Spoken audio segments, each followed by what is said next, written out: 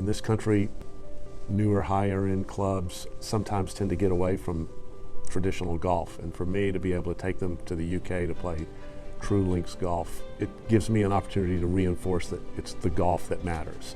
It helps us establish a culture centered around the game. I think when you take Hazeltine members over the pond and you play with some of these courses that are in the Open Championship Roto and you're carrying our name over the pond, I think what they're surprised by is how well known we are.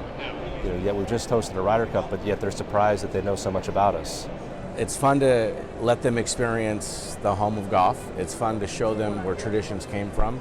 And that in turn helps me back at the club when we're trying to do things that are traditional in nature. They see it somewhere else and they're like, oh yeah, that makes total sense.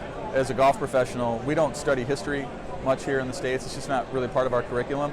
And I learned early on that if I'm going to be the expert of golf at my club, that I need to understand a little bit more of where the game came from. And sometimes we tend to kind of live in Minnesota and we live in our bubble sometimes and don't realize the impact that hosting these championships has.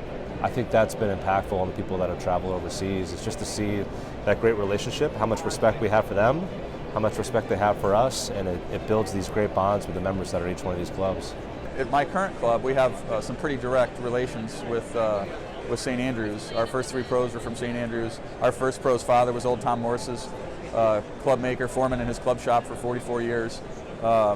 So there's a really great correlation there. So when we go across, that's just another avenue that I can show our members that just adds to the experience. But I'll tell you, traveling overseas is not only has it changed, just kind of how I do my job, but it's completely changed the way that I play golf.